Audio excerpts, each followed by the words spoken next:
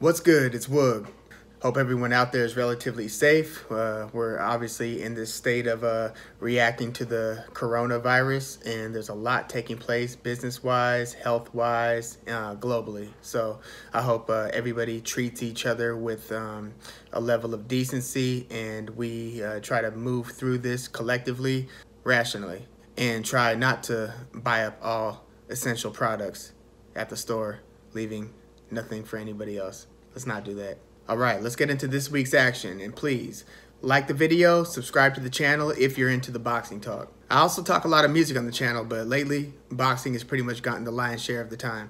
On ESPN, 22-year-old former Olympic silver medalist and current WBO featherweight 126-pound champ Shakur Stevenson defends his title against three-time title contender Miguel Marriaga, the Scorpion. Shakur Stevenson, a Newark, New Jersey native, is a rising star in the division who just turned pro in 2017 and is now 13-0 with 7 knockouts. Bolivar, Colombia's Miguel Marriaga is 32-3 with 25 knockouts. He's 33 years old, the far more experienced professional of the two. And I checked the betting odds on this fight, and they've got some crazy lines from like minus 1,600 to minus 4,100 for Stevenson, and from plus 860 to plus 1,400 for Marriaga. That would mean on the Stevenson side, you would have to bet $16 to $41 to win $1 for Stevenson.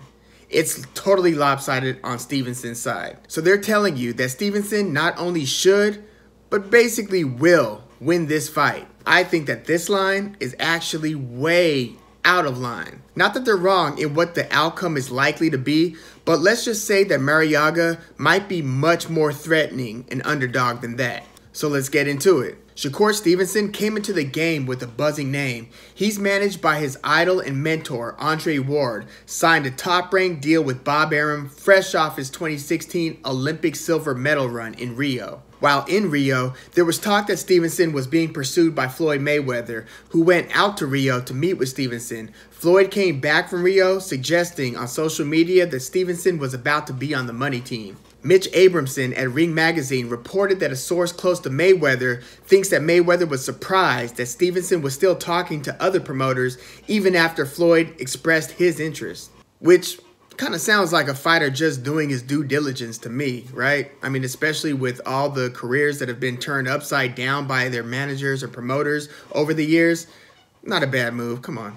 So when Stevenson returned from Rio, the talks with the money team went cold, to Stevenson's disappointment. There was also talk of him signing with Jay-Z and Roc Nation, but it was Bob Arum who ended up signing him. Stevenson thought that they seemed to have a better overall plan for him, and ended up choosing Top Rank over the others, including Mayweather Promotions. So his pro career hits the ground running, and he's featured on the undercards of some prominent fights. He's winning a lot of lopsided fights versus guys who are basically matched up with him to help him showcase his talents. And to his credit, he has dominated in most of his fights, winning them all. Now, this division's best fighters over the past few years have been Leo Santa Cruz, Carl Frampton, Gary Russell Jr., Lee Selby, Josh Warrington, and Oscar Valdez. Santa Cruz and Selby have both left the division, moving up to higher weight classes. Then, Oscar Valdez, the WBO champ for 3 years, also left the division and vacated his WBO belt. So then the WBO has the young, highly ranked prospect Shakur Stevenson fight Joet Gonzalez for the vacant title. And there was some bad blood in that fight because the two have some history in that Shakur Stevenson is dating Joet Gonzalez's sister. As interesting as that made the fight, Joet Gonzalez was largely unproven against any top competition. He doesn't even have a Wikipedia page for what it's worth. So Stevenson wins that fight via unanimous decision and is now making the first defense of his new WBO title. Now, this division's other current champs, Josh Warrington, Gary Russell Jr., and Zhu Can, and the division's former king, Carl Frampton, are much more tested than Shakur Stevenson and earned their belts beating actual belt holders, no vacated title wins versus anonymous opponents. And that, by the way, is why it's relevant to mention things like Tyson Fury being the current lineal champ, even before beating Wilder by TKO in their second fight. It was Wilder who came in with a sanctioned belt over his shoulder, and to his credit, he successfully defended that damn thing 10 times before losing it to Fury. But coming into that fight, Fury already had the distinction of being the lineal champ, which is a line of succession that traces back to 1885, 50 years before Joe Louis. The idea is that to be the man, you've got to beat the man who beat the man who beat the man, and so forth. And it was Tyson Fury, not Deontay Wilder, not Anthony Joshua, who beat the man when he was still the man, Vladimir Klitschko, back in 2015. So, you look around boxing, you look around the sport, and some of these guys with titles got theirs by beating a current belt holder. Some of these guys have defended their titles several times versus top and even elite opponents. Then, some guys with titles got theirs in these fights for that vacant title, the title that the then champ relinquished to go pursue other fights, either fights in other divisions or fights in the division where the money and opportunity is too great to pass up and is worth releasing their belt because they won't fight that belt's sanctioning body's mandatory contender. It happens all the time. So, Shakur Stevenson is currently the beneficiary of a WBO featherweight title being vacated, in this case by Oscar Valdez. Now, Oscar Valdez successfully defended that belt 5 times before deciding to move up to 130. One of those 5 contenders that Valdez beat when defending his title was Miguel Marriaga, who is now getting his 3rd crack at the featherweight 126-pound title. His 4th crack at the belt overall. He lost those 3 championship title attempts at featherweight 126 versus Nicholas the Axe Murderer Walters in 2015, Oscar Valdez in 2017, then against Vasyl Lomachenko in an attempt up at 130, also in 2017. Those are Marriaga's only 3 losses. The guy's 32-3 with 25 knockouts, so he's a quality fighter. He just hasn't closed the deal against a couple of the division's best, or in the case of Lomachenko, boxing's best. But because of boxing's politics and various paths to opportunity, it's Shakur Stevenson who hasn't fought any opponents as good as Marriaga's 3 best opponents, yet is ranked 5th in the division by Ring Magazine, whereas Marriaga's not even ranked in the top 10. So for all the special talent that Stevenson appears to have, it's not until you test those skills against good, great, or at least credible opponents where you can start making the claim of being a great fighter with a professional resume to match. Now, Stevenson is on a fast track to achieving just that.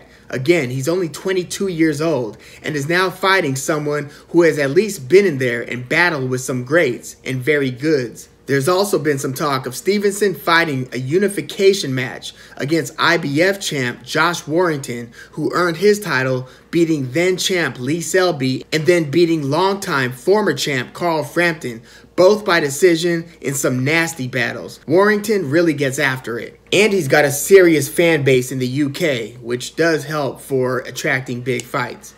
Warrington's now defended that title 3 times successfully, so a clash between he and Stevenson would be a great showdown and a huge test for Stevenson, assuming that he first beats Marriaga. I think that Stevenson should do enough to win this fight by decision. He only has a 1-inch reach advantage, but I think that it's going to look like much more of an advantage in the ring because of his command of space. He moves pretty well and mitigates risk with his defensive skills, not in a Pernell Whitaker, Prince Nassim way of moving your upper body while standing right in front of your opponent, wowing the crowd with your impressive cat-like reflexes, but with simpler, intelligent use of the legs and the jab. Stevenson doesn't have to be in the matrix to stay out of harm's way. He uses his right jab, he's a southpaw, a right check hook while stepping back, and an accurate straight left. Now, Manuel the Scorpion Marriaga is a major step up in class for Stevenson, and those betting odds I mentioned earlier are insane, given one guy has some experience versus champs and the other hasn't fought anyone who even big boxing fans are even familiar with. Marriaga's a hard hitter with a nasty left hook, especially to the body, and some tough combinations. He comes forward, attacks pretty quickly, he's athletic, and again, he's got power. I would be very surprised if Stevenson engages in a firefight early. I think Stevenson wants to slow it down and to make it a boxing match where he bags some of the slow rounds and uses movement and technique to keep Marriaga on the outside with no opportunities to really let his hands go. Stevenson also needs to know to tie up when Marriaga gets inside. If Stevenson gets through those first 3 to 4 rounds and sets the tone, then the aggression of Marriaga will decrease into the middle rounds, where Stevenson can then win those rounds more decisively. And look, it's totally possible that Marriaga cracks him in the early rounds and has him on shaky legs. We'll see how elite Stevenson's defense is, but I expect him to manage the spacing early and to keep his head away from Marriaga's power shots. Then tie him up when close so that he can't work to the body. I haven't seen enough inside work from Stevenson to have me thinking that mixing it up inside here is a good idea. What you don't want is to allow Marriaga to let his hands go in close range. If Stevenson does those two things, where again, only Lomachenko, Walters, and Oscar Valdez have done so, then he should have some success. He needs to take this fight deep and make Marriaga feel every bit that 33 years old. This is a lighter division, so age seems to work a lot faster here, where there are these microscopic margins of error and tiny drop-offs that could be the difference between champion and journeyman status. Journeyman, by the way, is below the elite, below the top contenders, below even maybe the gatekeepers, to where you're kind of win some, lose some.